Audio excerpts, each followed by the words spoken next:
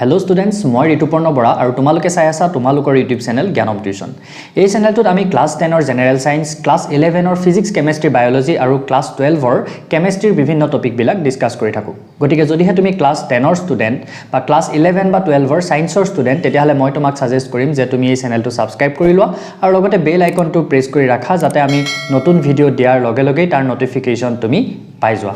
So মোৰ যেটো last class আছিল মোৰ লাষ্ট ক্লাসটোত মই ক্লাস 11 ৰ হাইব্ৰিডাইজেশন টপিকটো ডিসকাস কৰিছিলো। বহুত বেছি এটা ইম্পৰ্টেন্ট টপিক তোমালোকৰ লেসন নাম্বাৰ 4 চেপ্টাৰ 4 ৰ হাইব্ৰিডাইজেশন। আৰু হাইব্ৰিডাইজেশন কি হয় কেনেকৈ হয় অলৰেডি মই ডিসকাস কৰিলো আৰু দুটা বহুত বেছি ইম্পৰ্টেন্ট এক্সাম্পল আছে সেই এক্সাম্পল কেইটা আজি মই তোমালোকৰ আগত ডিসকাস কৰিম। So ফাৰ্স্ট এক্সাম্পল হ'ল H2O। H2O মলিকুলটো হাইব্ৰিডাইজেশন নৰ কথাৰে আমি এক্সপ্লেইন কৰিব লাগে তাৰ শেপটো কেনেকুৱা হয়। তাৰ হাইব্ৰিডাইজেশন কি হয় আৰু তাৰ শেপটো কেনেকুৱা হয়। এটা H2O মলিকুলটো আমি কোৱাৰ লগে লগে দেখিছো যে তাত এটা অক্সিজেন আছে আৰু তাৰ লগত দুটা হাইড্ৰোজেন লাগি আছে। তাৰমানে তাৰ সেন্ট্ৰেল এটমটো হ'ল অক্সিজেন। এতিয়া আমি হাইব্ৰিডাইজেশন কাৰ উলিয়াব লাগিব তাৰমানে অক্সিজেন এটমটো উলিয়াব লাগিব। এতিয়া এই অক্সিজেনৰ আমি প্ৰথমতে আমি কি জানিব লাগিব। এতিয়া যিকোনো এটা এটমে আন এটা এটমৰ লগত বা আন কেইবাটাও এটমৰ লগতো যদি লগ লাগিব লগিয়া হয় তেতিয়াহলে কি তাৰ ইনভলভ হয় তাৰ ভ্যালেন্স সেলৰ ইলেক্ট্ৰন কেইটা ইনভলভ হয়। হয়নে? সো আমি তাৰ ভ্যালেন্স সেলৰ ইলেক্ট্ৰনিক কনফিগুৰেশনটো প্ৰথম কথা জানিব লাগিব। এটা প্ৰথমতে মই এটা ডাইৰেক্ট ইলেক্ট্ৰনিক কনফিগুৰেশনটো লিখিছো। অক্সিজেনৰ নৰমাল ইলেক্ট্ৰনিক কনফিগুৰেশনটো কি হয় 1s2 2s2 2p4 এটো হল অক্সিজেনৰ ইলেক্ট্ৰনিক কনফিগুৰেশন। এতিয়া এই ইলেক্ট্ৰনিক কনফিগুৰেশনটোৰ আমি যদি তাৰ অকল ভ্যালেন্স সেলৰ এতিয়া মই কলো যে অলপ আগত যে কি হ'ব অকল এই ভ্যালেন্স সেলৰ ইয়াত ভ্যালেন্স সেল হলে 2 নম্বৰ সেলটো ভ্যালেন্স সেল মানে কি একেবাৰে বাহিৰৰ সেলটোত থকা ইলেক্ট্ৰন কেইটাহে বেলেগৰ লগত লগ লাগে হয়নে হেতু কথা আমি অলৰেডি জানো ক্লাস 9 10 ৰ পৰাও পাই আহিছো আৰু এতিয়াও মই বুজাইছো লাষ্ট ক্লাসটো মই অলৰেডি বুজাইছো। সো এটা ভ্যালেন্স সেলৰ ইলেক্ট্ৰনিক কনফিগুৰেশন মানে আমি কাক বুজিম 2s2 আৰু 2p4 তাৰ মানে এনেকুৱা হৈ আছে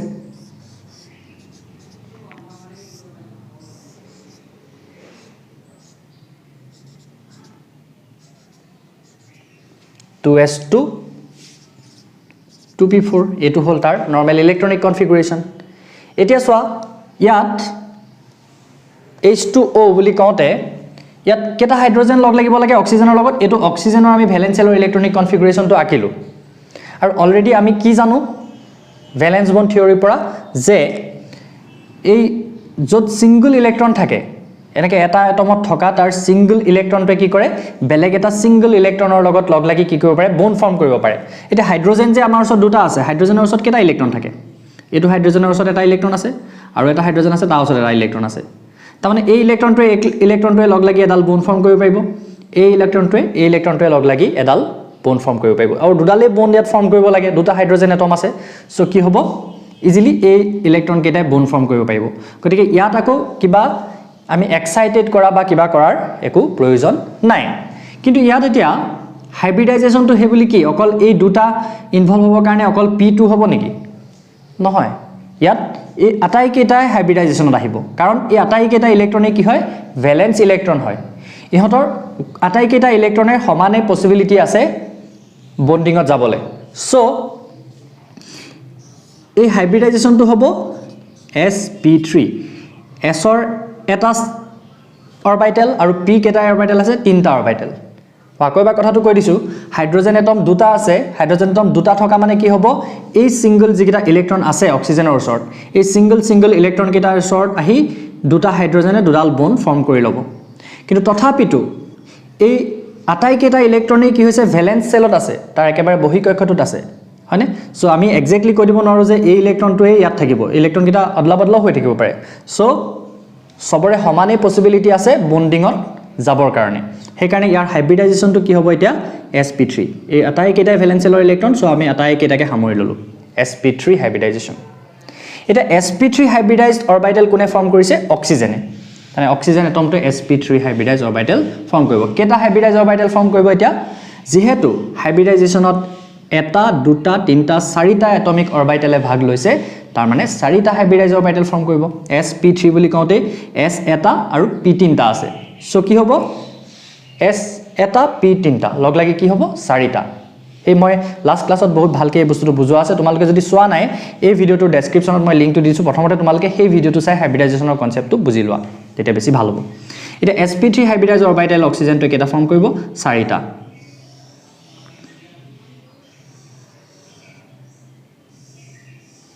4টা ফৰ্ম কৰিলে বাৰু এতিয়া এইকেইটা sp3 হাইব্ৰিডাইজ অৰবিটেল এইকেইটাই মিক্স হৈ গ'ল এতিয়া তাৰে কি হৈছে এটা sp3 হাইব্ৰিডাইজ অৰবিটেলত কি আছে দুটা সিঙ্গল ইলেক্ট্ৰন আছে লোন পেয়াৰটা মানে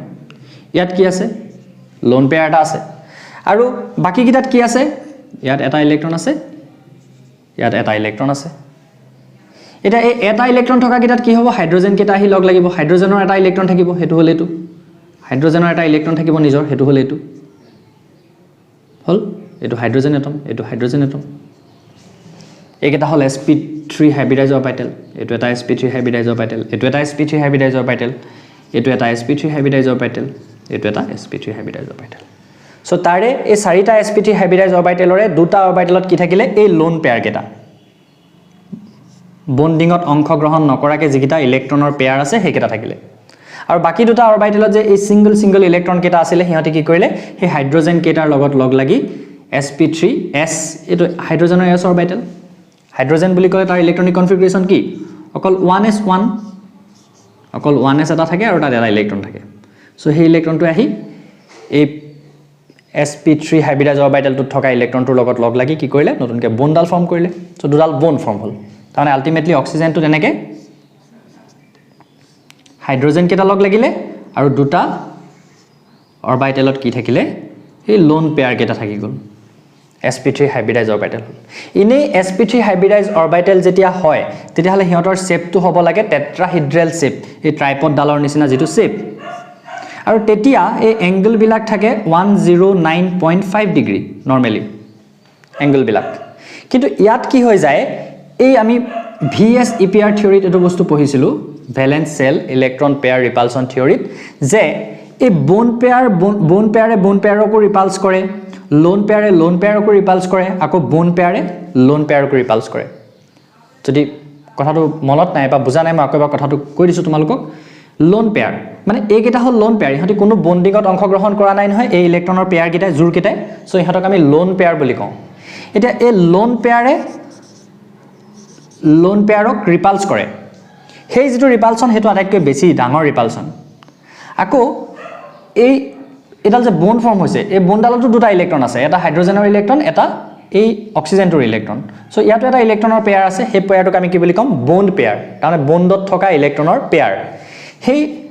লোন পেয়াৰ এটাই বন্ড পেয়াৰ এটাকো ৰিপালশন কৰে সেই ৰিপালশনটো অলপ কম লোন পেয়াৰৰ ৰিপালশনটোতকৈ অলপ কম আকৌ বন্ড পেয়াৰক ৰিপালশন কৰে এই বন্ডত থকা ইলেক্ট্ৰন কেটাই এই বন্ডত থকা ইলেক্ট্ৰন কেটাকো ৰিপালস কৰে আৰু সেই ৰিপালশনটো হল আটাইতকৈ কম এটো অলৰেডি আমি vs epr থিওৰিত পাই আহিছিলো এতিয়া তাৰ মানে এই লোন পেয়াৰ কেটাক ৰিপালস কৰি থাকিব আকৌ এই লোন পেয়াৰ কেটা এই বন্ড পেয়াৰ কেটাকো এফালে ৰিপালস কৰি থাকিব আৰু এই যে ঠেলাঠেলি বিলাকৰ কাৰণে মই এই যেটো এংগুলৰ কথা কৈছিলো টেট্ৰাহিড্ৰেল শেপত যেটো 109.5 ডিগ্ৰী এংগল থাকিব লাগিছিলে সেই এংগলটো এতিয়া ৰিডিউস হৈ 104.5 ডিগ্ৰী হৈ যাব গম পাইছানে এতিয়া অক্সিজেনটোৰ লগতো দুটাহে হাইড্ৰোজেন লগ লাগিলে তাৰমানে আলটিমেটলি দুডালে বন্ড ফৰ্ম হল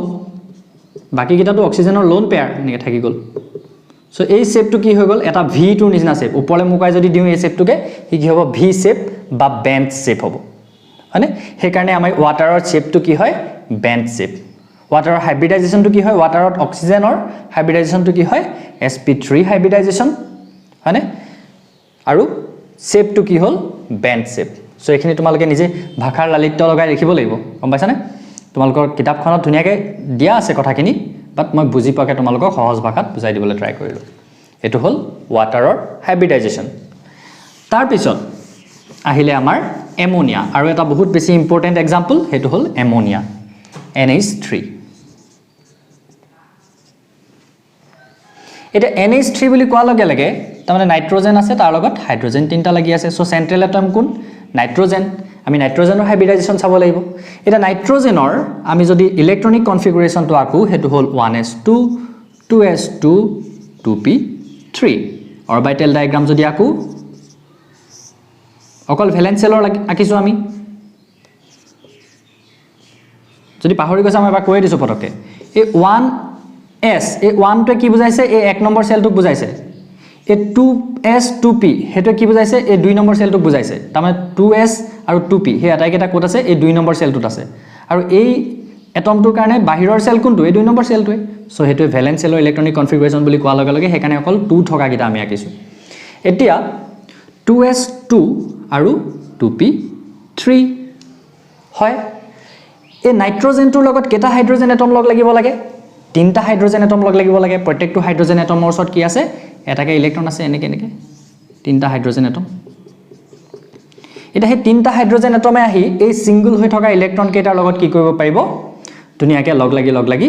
তিনডাল বন ফৰ্ম কৰি লব পাৰিব হৈ গল ওয়াটাৰটোত যেনেকে দুটা ইলেক্ট্ৰনৰ লগত দুটা হাইড্ৰোজেন আহি বন ফৰ্ম কৰি লৈছিলে অক্সিজেনৰ লগত ইয়াত তেনেকে নাইট্ৰজেনৰ লগত তিনটা সিঙ্গল ইলেক্ট্ৰনৰ লগত এতিয়া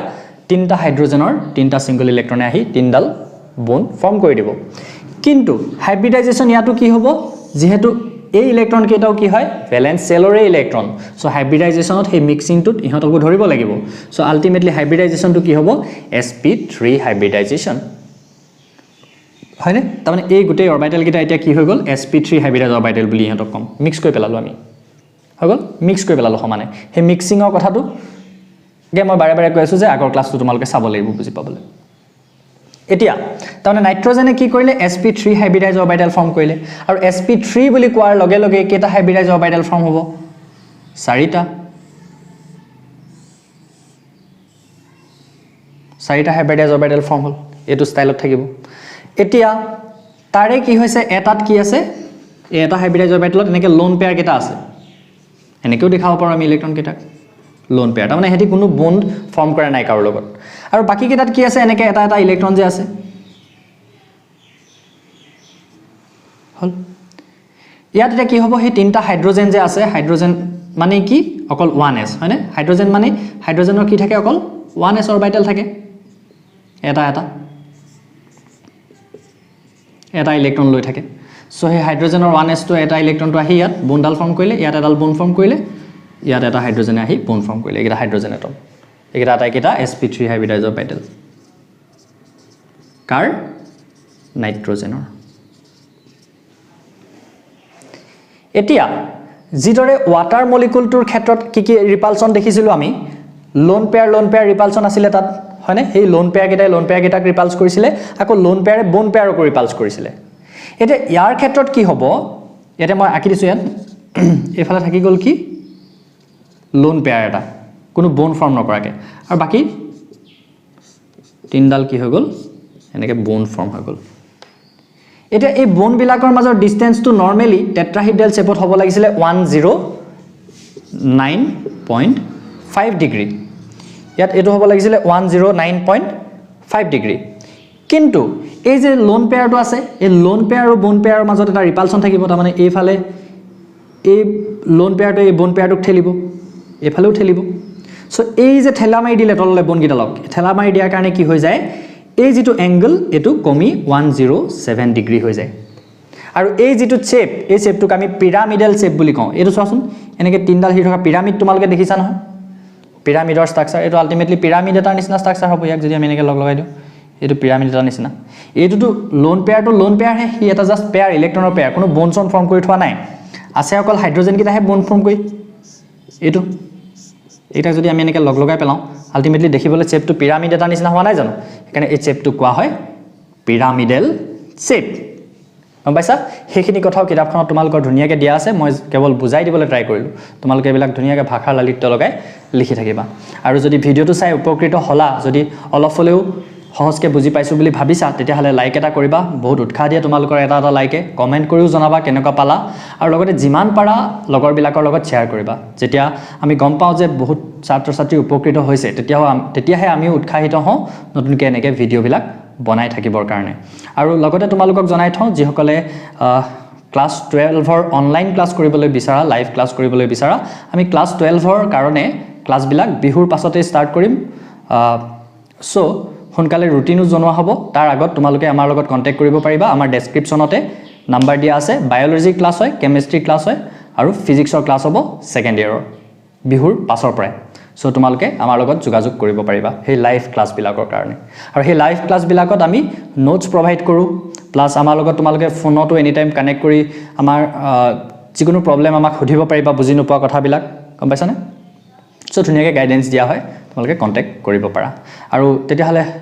এইটো ক্লাছ ইমানেই থ্যাংক ইউ নতুন এটা ক্লাছত আকৌ তোমালোকক লগ পাম